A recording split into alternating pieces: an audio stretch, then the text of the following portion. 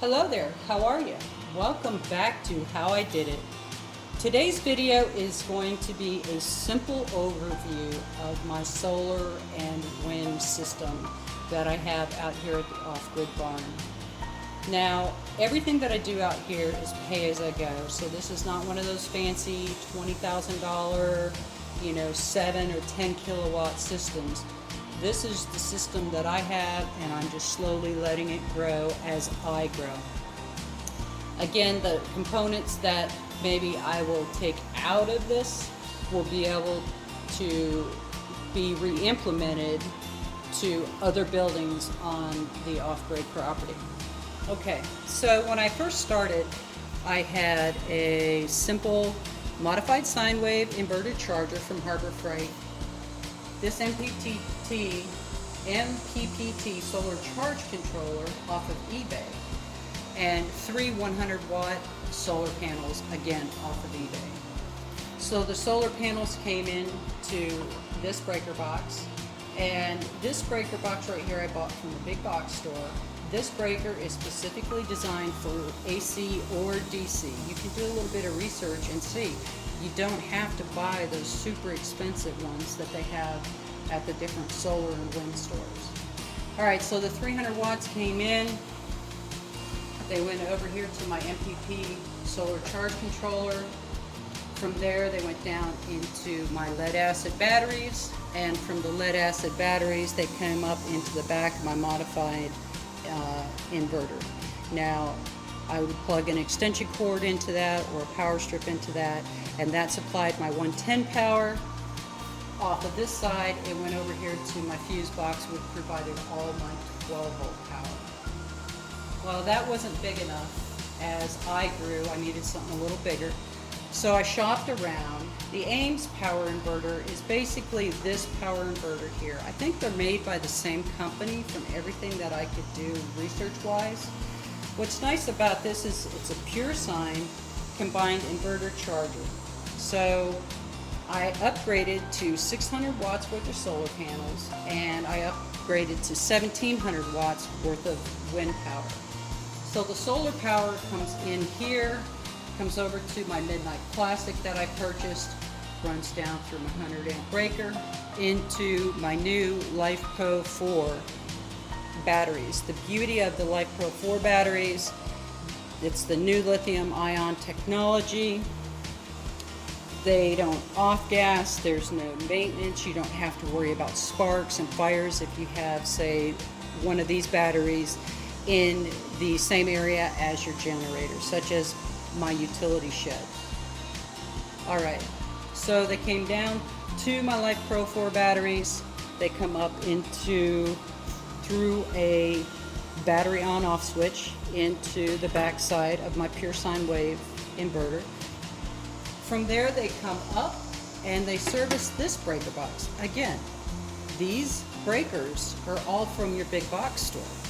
And if you, again, do the research, these are rated for AC or DC. If there's no solar, but there's wind, such as with Dorian, we had a lot of clouds and a lot of wind. So the solar panels weren't really putting much in, but that's where the wind came into play.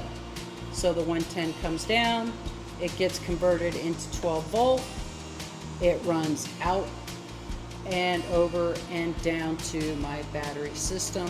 Again, back up over, runs through the inverter, and you're still on 110 power. Everything's staying charged, so you still have your 12 volts here because the batteries are connected on this MPP charger. So the system still, even though these are old components, they're still being utilized. Now what's really awesome about the wind is if, say, I'm producing too much power, this is a dump. And if I connect a positive and a negative and run them to a 12 volt thermostat in a regular hot water heater, I now can heat my hot water off of the excess wind that comes in off of my system. So far, the system has worked fantastic. The purpose in having more power is, especially for the RV, it runs my AC at night. I don't know about y'all, but it gets pretty hot down here in the south, so having AC is a definite must. Now I'll give you all a quick overview of my battery box, and again, because these are the new technology, lithium ion batteries, you don't have to have a vented battery box. So I just have the lid pulled off. There's no vent going outside of my building. So the power comes down in on the right by that cigarette auxiliary connection there. And it goes out through the battery shutoff and then up into the back of my pure sine wave inverter. Whoops, sorry about that. And then just here's a quick look at that. Again, I have the modified sine wave inverter still connected. That way, say I am away from the property, I can plug my refrigerator in. It's the only thing that has to be running while I'm gone. That is 110. And I can just plug it in right here and it runs the refrigerator perfectly. Again, this is the control panel that I got for my 1700 watt Missouri Wind and Solar wind turbine. This is a close-up shot of my breaker boxes that I purchased from the big box store. And these are basically both of my charge controllers, the Midnight Classic and then the EP Solar Tracer MPPT.